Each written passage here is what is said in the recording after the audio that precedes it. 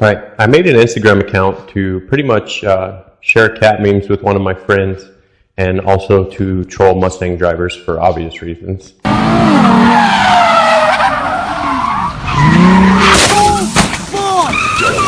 And I'm not really the selfie guy, so the only thing I had to post was pictures of this car. It is a 2001 Pontiac Trans Am WS6. The build originally started out as just a simple heads cam build, and it kind of spiraled out of control. And I was kind of posting pictures of it as it went, and it spiraled into that. And enough people started following it on Instagram that they asked me to make a build video. So I'm going to try and do that. Every time I try to make one of these things, it's really awkward. So I don't know if this will even make it up, but here's attempt number 7,000. Now, I did say that it was going to be a 10-second car. I said a 10-second car, not a 10-minute car. And you may not be a believer, but probably by the end of the video, I'm willing to bet that most of you guys will be on board. For starters, we have that, which NA should be somewhere around 450. That's conservative horsepower. Some people get a lot better numbers out of them, but we'll see. I'm just going to say 450 for now, and I'll go over that at the end of the video. It essentially has the complete works, pretty much. Well, we'll get over that. But the fun part is that we already have a nitrous system installed on the vehicle, and the whole system was completely stealth. As you can see, I kind of have my nitrous lines all hidden. It's supposed to look like electrical work. When you pop the hood, you couldn't see the old setup. I have my purge coming through the nostrils, and everything was all hidden. I don't know if I'm going to be able to keep that up anymore because now it's on a plate that comes out right there. You know, for being so old, she's actually not in that bad a shape. Look, she's actually fucking mint. Anyway, here is my nitrous bottle. Now, like I said, everything was pretty stealthy. So the nitrous bottle's right here. Big old boy. And the nitrous line is ran. And so are my heater wires here. Let me close this. Alright, so the nitrous line is in my trunk. It runs through the car, through the firewall, and I wrapped it in electrical stuff. LS engines have just electrical wires everywhere, so it's not that hard to hide it. It basically just looks like, you know, your normal electrical wire. And then it comes down in through the front here and up to my solenoids. And then I had all my old stuff through my old intake, but now we are going to an actual big boy plate system so we can run 2 stages. I also have this, which is a 2-step controller, so we can hit them with a little bit of that 2-step. Now it's time to hit it with that 2-step. You can find this in the link. But that's not the cool part, although that's probably what people chase it for most. I want to use it for this. And I'm not even sure if I can say the word because of our YouTube overlords. I might get in trouble if I even say it, but I need to do a lot of timing when I spray nitrous because I plan on hitting at least a 300 shot, maybe even more. And so this automatically pulls out all of our timing while we're on the spray. Alright, so in keeping with the whole stealth vibe, I put a majority of my buttons inside my center console. In here we have my line lock, my 2-step. Also, I was going to put in a cutout, but we kind of outgrew the cutout as the build plans changed. And I put in 2 extra buttons. I guess just for stuff later. I wasn't really sure, but it was such a pain in the ass to do that once I started doing it, I went ahead and put in those 2 down at the bottom. All of my nitrous control is right here in the ashtray. So now I can do my purging, my arming, make sure my heater's on, all that stuff here through there. And all these buttons are already pre-wired into the dash, which I'll go over and show you now. Last but not least, we have the dash.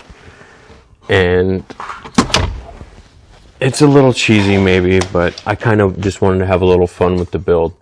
And so it has all my gauges for my nitrous spray. I need to close that gap up, it looks terrible.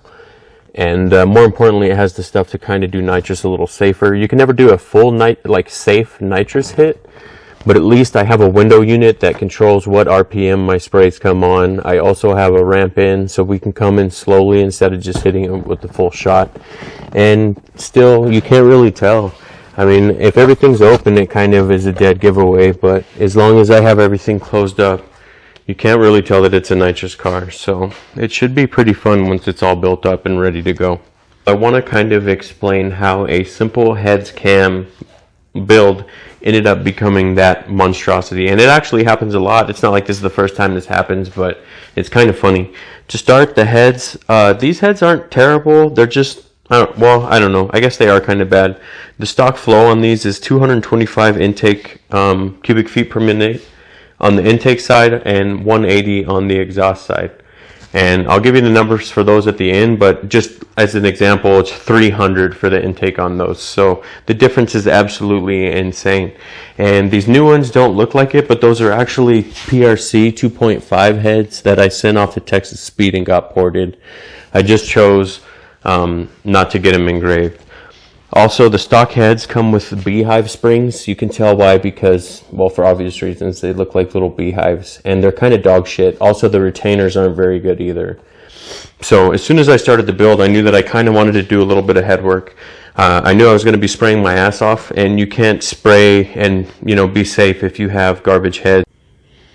I also knew that once I was doing this build, I would want to replace the trunnions. The stock trunnions are dog shit because they have little needle bearings, and needle bearings let go inside your engine, and I knew I wanted to replace those.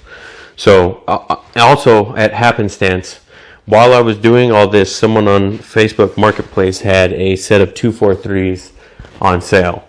And as you know, 243s are some of the best heads you can get, so I figured I'd get them.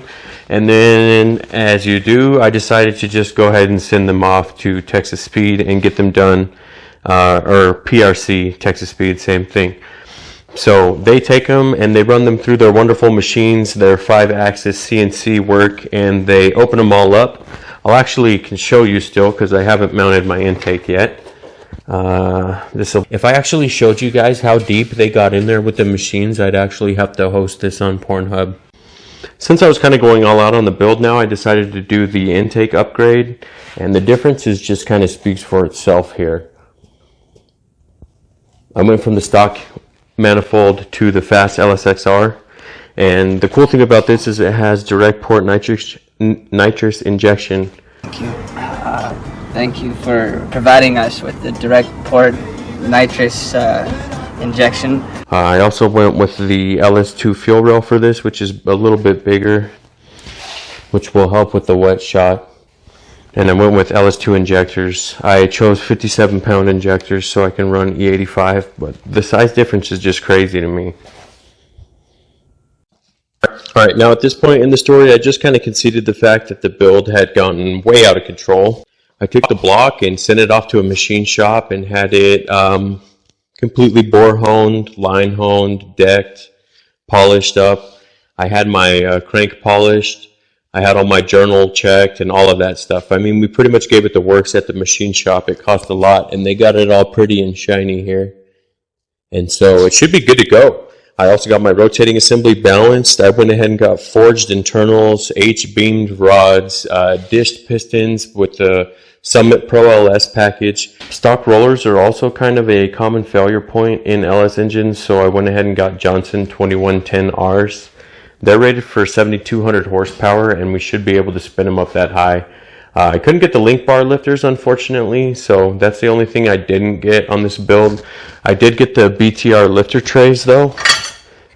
The BTR lifter trays are supposed to hold up to a lot more damage than these stock piece of shit ones that are a common failure point.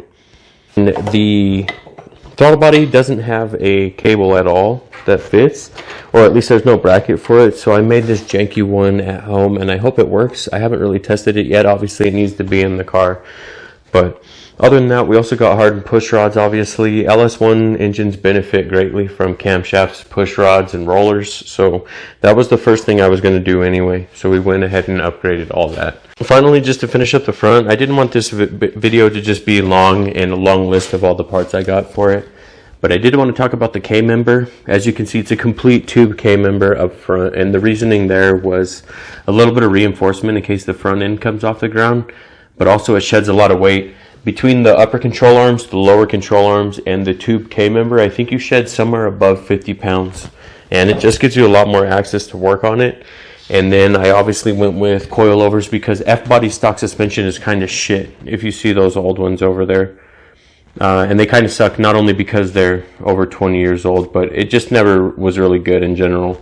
So I went with Viking double adjustables that we should be able to adjust on the spot. And I can also adjust my ride height here.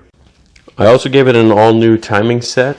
The crankshaft for an LS is rated for about 900 horsepower, so I didn't really need to worry there. Actually, it might even be more. You'll hear stories of people getting more out of it.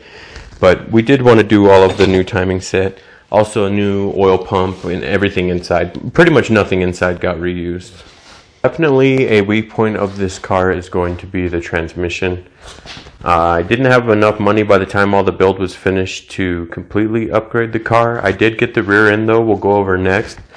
But I did upgrade the clutch. I have I got the whole TIC package from TIC Performance. So I got the Slave and the Master, and I got a Stage 3 Monster clutch. I was going to get a single disc, but a double disc, but I wanted a little bit of streetability. I'm probably going to regret that decision, but I ordered all that when it was a heads cam build before it spiraled into this crazy 700 horsepower build.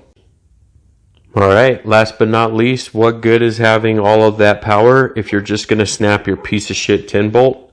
So I went ahead and got a complete Moser 12 bolt. And got 35 spline axles and had them put 373 gearing in it. So it should be an absolute ripper here. I shouldn't have to worry about breaking it with my power.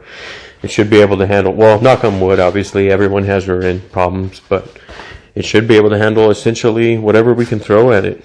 And that is pretty much the build. All I got to do now is put all this shit together and we should have a 10-second car. I hope you guys enjoyed. Tune in and ask any questions if you want below. Alright, a bit of an update. It's the end of the weekend and I have to take off for work, but I got a lot of progress done. Actually, we got a ton of progress done. The engine isn't completely in yet, but it's getting pretty close to it. I still have a lot to do, but all of the really hard connections are done in the back. The fuel rail is all hooked up, and I think most of the really pain in the ass ones are all done. There are a few though that I don't even know where they go anymore because of my evap, so those are going to be fun to find. But other than that, it's coming together pretty soon. And then my plan is to go ahead and take it to a dyno and get just a kind of mail order tune flashed in. And then I'll break in the engine and then we'll go for a real dyno tune. We should be somewhere over 700 horsepower.